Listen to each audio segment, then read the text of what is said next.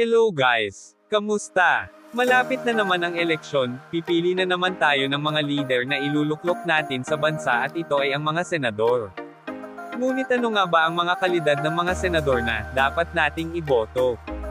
Narito ang mas malawak na detalye tungkol sa mga kalidad na dapat magkaroon ng isang senador na dapat nating iluklok. Sana ang video na ito ay makatulong sa iyo. Simulan natin.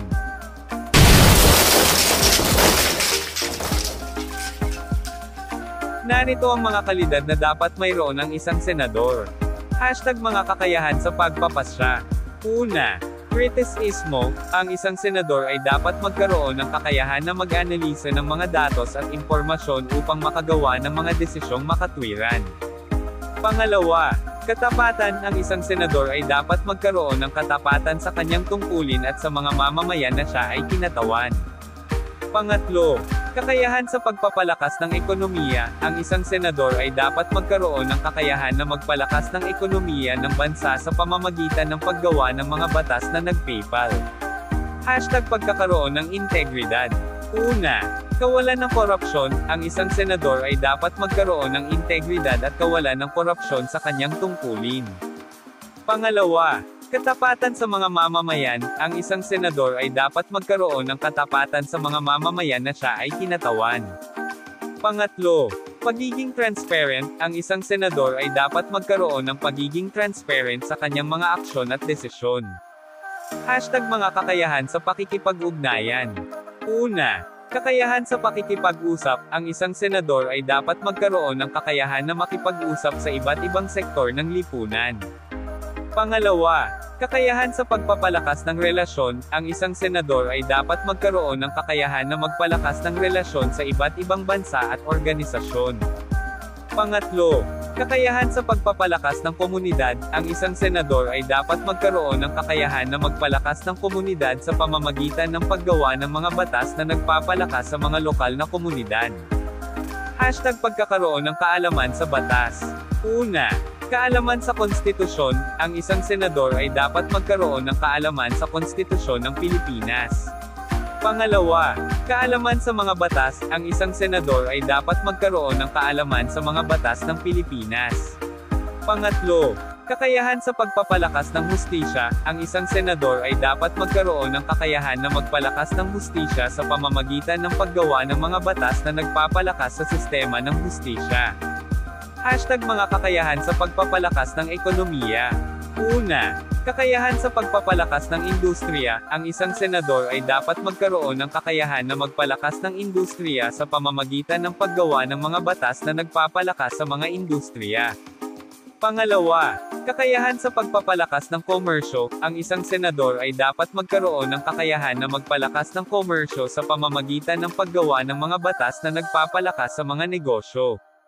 Pangatlo, kakayahan sa pagpapalakas ng turismo. Ang isang senador ay dapat magkaroon ng kakayahan na magpalakas ng turismo sa pamamagitan ng paggawa ng mga batas na nagpapalakas sa mga destinasyon ng turismo. Hashtag mga kakayahan sa pagpapalakas ng pangkalusugan.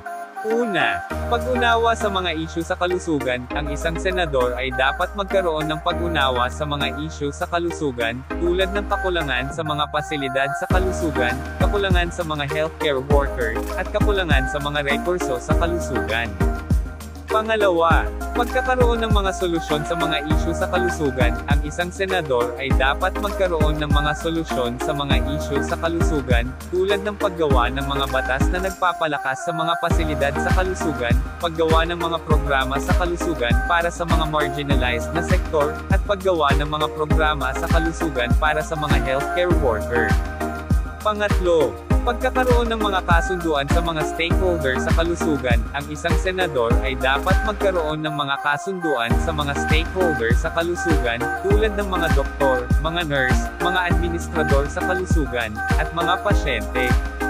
Pang-apat, pagkakaroon ng mga kakayahan sa pagpaplano at pagpapatupad. Ang isang senador ay dapat magkaroon ng mga kakayahan sa pagpaplano at pagpapatupad ng mga programa sa kalusugan. Panglima, pagkakaroon ng mga kakayahan sa pagpapalakas ng mga relasyon sa mga stakeholder sa kalusugan. Ang isang senador ay dapat magkaroon ng mga kakayahan sa pagpapalakas ng mga relasyon sa mga stakeholder sa kalusugan. Hashtag mga kakayahan sa pagpapalakas ng edukasyon. Una, kakayahan sa pagpapalakas ng sistema ng edukasyon. Ang isang senador ay dapat magkaroon ng kakayahan na magpalakas ng sistema ng edukasyon sa pamamagitan ng paggawa ng mga batas na nagpapalakas sa mga paaralan at mga institusyong pang-edukasyon. Pangalawa, kakayahan sa pagpapalakas ng mga programa sa edukasyon. Ang isang senador ay dapat magkaroon ng kakayahan na magpalakas ng mga programa sa edukasyon sa pamamagitan ng paggawa ng mga batas na nagpapalakas sa mga programa sa edukasyon. Pangatlo, kakayahan sa pagpapalakas ng mga guro at mga empleyado sa edukasyon. Ang isang senador ay dapat magkaroon ng kakayahan na magpalakas ng mga guro at mga empleyado sa edukasyon sa pamamagitan ng paggawa ng mga batas na nagpapalakas sa mga benepisyo at mga oportunidad para sa mga guro at mga empleyado sa edukasyon. Pang-apat, kakayahan sa pagpapalakas ng mga pasilidad sa edukasyon. Ang isang senador ay dapat magkaroon ng kakayahan na magpalakas ng mga pasilidad sa edukasyon sa pamamagitan ng paggawa ng mga batas na nagpapalakas sa mga pasilidad sa edukasyon.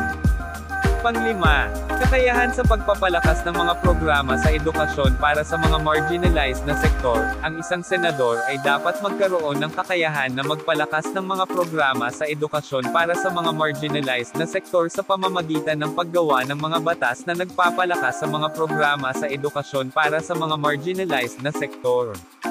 Sa pamamagitan ng pagkakaroon ng mga kakayahan na ito, ang isang senador ay makakapaglingkod ng maayos sa bayan at makakatulong sa pagpapalakas ng edukasyon sa Pilipinas. Ay nagustuhan nyo ang video na ito at dahil dyan huwag kalimutan mag-subscribe at i-like ang ating video. Maraming salamat at pakipindot na rin ang notification bell para ma-notify ka sa mga susunod nating mga video. Maraming salamat, mag-ingat tayong lahat palagi.